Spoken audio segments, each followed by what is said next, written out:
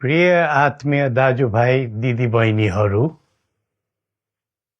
हामी नेपालीहरूको घर आँगनमा नयाँ वर्ष 2082 आइपुगेको छ। नयाँ घाम, नयाँ ज्योति, नयाँ उत्साह लिएर आएको नयाँ वर्षको उपलक्ष्यमा देश तथा विदेशमा रहे बसेका सम्पूर्ण नेपालीहरूको सुख र शान्तिको मङ्गलमय शुभकामना।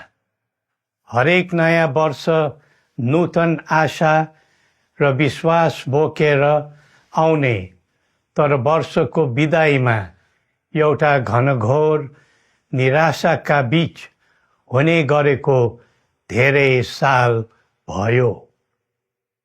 समाजका विभिन्न दल, वर्ग र जन समुदायले आफ्नो धारणा, आस्था तथा अभिव्यक्ति राख्न पाउनु प्रजातन्त्रको सुन्दर विशेषता हो। तर त्यस्तो धारणा र मान्यता प्रस्तुत गर्दा सबैले संयम अपनाउनु पर्दछ। केही दिन अघि जनप्रदर्शनमा जुन प्रकारको हिंसा, आगजनी, तोडफोड भयो, त्यसबाट जस प्रकारको मानवीय एवं भौतिक क्षति भयो, त्यो सुन्दा हामीलाई अत्यन्तै दुःख लाग्यो। नागरिक स्वतन्त्रता भन्दा ठुलो तन्त्र वा वाद हुँदैन। वास्तविक प्रजातन्त्र त्यहाँ हुन्छ जहाँ राम्रो, नराम्रो, जनगुनासो वा गुणगान सुन्ने परम्परा र संस्कार हुन्छ। नेपाली जनतामा देश र भविष्यलाई लिएर जुन खालको जागरुकता पैदा भएको छ, त्यसलाई हामीले सकारात्मक रूपमा लिएका छौँ। वास्तवमा नेपाली जनतामा रहेको देशभक्तिपूर्ण भावना विश्वमै अनुकरणीय र अनुसरणीय छ। देशलाई विद्यमान जटिलताबाट मुक्त गराई शान्त, स्थिर र समृद्ध मुलुक बनाउने जागरुकता जुन पैदा भएको छ, नयाँ वर्ष 2082 मा नेपाली जनताको चाहना अनुसारको परिणाम हासिल हुने विश्वास थपिएको छ। मुलुकमा व्याप्त अशान्ति, अराजकता, निराशा र असन्तुष्टिबाट आम नेपालीलाई मुक्त गर्न नेपालको राज संस्थाले जहिले पनि योगदान पुर्याउँदै आएको विदितै छ। राष्ट्रियता र प्रजातन्त्रलाई मूल कार्य मान्दै जनभावना बमोजिम चल्ने बहुदलीय प्रजातन्त्र र संवैधानिक राज संस्थाको परम्परामा हाम्रो मान्यता रही आएको छ। वर्तमानमा बदलिँदो जनचाहनाको पनि कदर गरी राज्य शक्तिको स्रोत जनता नै हुन् भन्ने मन्जुरी सदैव स्थापित हुनु पर्दछ। राष्ट्र निर्माता श्री 5 बरामहाराज धीराजको दिव्य उपदेशलाई नै अबको राज्य सत्ताको मूल मन्त्र सोच्नुमा के होला? सन्तुलित कूटनैतिक सम्बन्ध र आत्मनिर्भर नेपालको परिकल्पना नै पृथ्वी पथको मूल सार हो। यही नै राजनीतिको मूलधार हुनु पर्ने हो। विश्वको बदलिँदो परिस्थितिलाई मनन गर्दै विश्वव्यापीकरण र स्वतन्त्र व्यापारका आधारहरूलाई चुनौतीको रूपमा लिँदै चरम आर्थिक मन्दी भोग्नु परिरहेको अहिलेको सन्दर्भमा नेपाल जस्ता विकासोन्मुख देशले आत्मनिर्भर अर्थतन्त्र निर्माणको कार्यमा अर्जुन दृष्टि लगाउनु पर्ने समय आएको छ। स्वदेशी स्रोत साधनको प्रयोगले स्वदेशमै उत्पादन गरी स्वदेशमै खपत गर्दै आन्तरिक अर्थतन्त्रको चक्रभित्रबाटै मुलुकको समग्र अर्थतन्त्र आत्मनिर्भर र चलायमान गराउनु पर्ने विश्व परिवेश निर्माण हुँदैछ भन्ने सङ्केतहरू देखा परिरहेका छन्। विश्वकै उत्कृष्ट यो भूमिमा बाँच्न समेत गाह्रो हुने स्थिति पैदा भएपछि बढ्दो युवा पलायनलाई रोकी युवा शक्तिको श्रम र सिपलाई स्वदेशमै उच्च उपयोग गर्नु पर्दछ। युवा स्वरोजगारको निम्ति अवसरहरूको खोजी गरी नेपालमै आय आर्जन गर्न सक्ने वातावरण तयार गर्नुपर्ने आजको पहिलो आवश्यकता बनेको छ। सबै नेपालीको तन, मन र ध्यान त्यसैमा लगाउनु परेको छ। विश्वभरि छरिरहेका नेपालीहरू एकताका सूत्रमा बाँधिन अब ढिला गर्नु हुँदैन।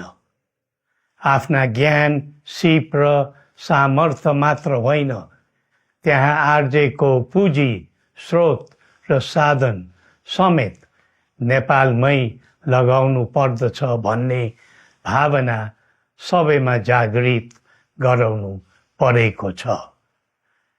प्रकृतिले दिएको स्वर्ग जस्तै सुन्दर हिमवत् खण्ड नेपाल सिँगार्न र विकासको विपुल फुक्न कसरी लाग्ने र लगाउने स्वदेश फर्क स्वदेश नै स्वर्ग भन्ने अभियान चलाउनु पर्ने आजको आवश्यकता भएको छ।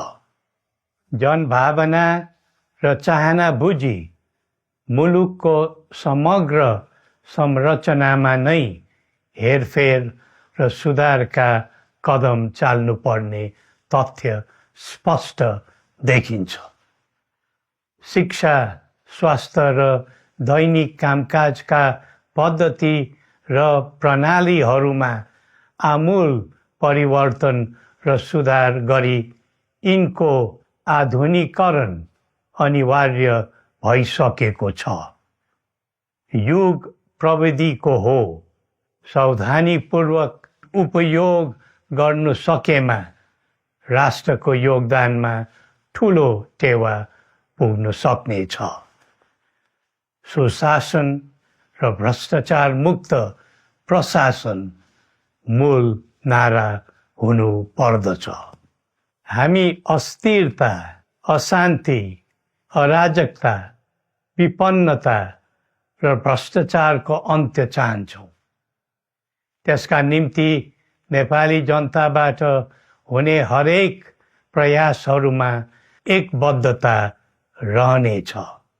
मुलुकको गिर्दो अर्थव्यवस्था, रुग्न हुँदै गएको औद्योगिक उत्पादन, बढ्दो राष्ट्रिय ऋण र बेरोजगारी, रक्षात्मक बन्दै गएको राष्ट्रियता, राष्ट्रिय एकता, सामाजिक सद्भाव, मौलिक धर्म, संस्कृति तथा जनस्तरमा बढेको निराशा, असन्तुष्टि हाम्रो चिन्ताको मूल विषय हो। नागरिक पलायनसँगै पुँजी पलायन, भ्रष्टाचार र व्यथिति देशले थाम्नै नसक्ने स्तरमा झाँगिएको छ। यो स्थितिमा नयाँ वर्षलाई उपलब्धिमूलक बनाउनु हामी सबै नेपालीको सामूहिक र एकताबद्ध प्रयास अपरिहार्य भएको छ।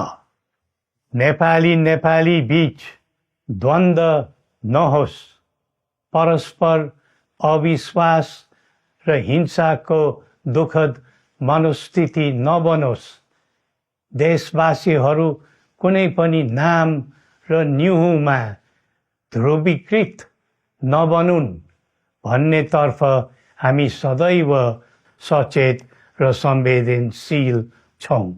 नेपालीको एकतामा नै नेपालको भविष्य निहित रहेको यथार्थलाई हामीले आत्मसात गरेका छौँ। सबैले यही वास्तविकतालाई आत्मबोध गर्नुपर्दछ भन्ने ठान्दछौँ। हाम्रा आह्वान हामी कसैको निजी स्वार्थपूर्तिका निमित्त होइन, कुनै खालको सैद्धान्तिकवाद वा विचारको होइन, समग्र राष्ट्रको स्वाधीनता, समग्र जनताको सम्प्रभुता तथा नेपाल र नेपालीको सुखमय प्रतिष्ठाको निम्ति हो। आफ्नै प्रकारको अग्रणी राष्ट्र हामीले नै बनाउने हो अनि आफ्नो स्वतः र अस्तित्व हामी आफैले उठाउने हो।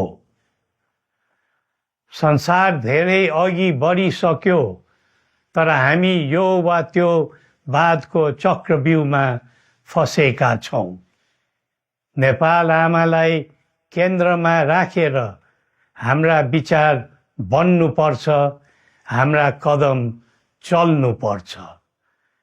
हरेक समस्याको समाधान संवाद, सहमति, समन्वयन र सहकार्यबाट हुन सक्छ। आगामी वर्ष नेपाली इतिहासको स्मरणीय र सुनौलो सम्झना बन्नुपर्छ र बनाउनु सकिन्छ भन्ने विश्वास हामीले लिएका छौँ। नयाँ वर्षले नयाँ आशा, उमङ्ग र उत्साह ल्याओस् अनि नेपालीको सुनौलो भविष्यको सुनिश्चितता होस्। श्री पशुपतिनाथले हामी सबैको कल्याण गरून्। जय नेपाल।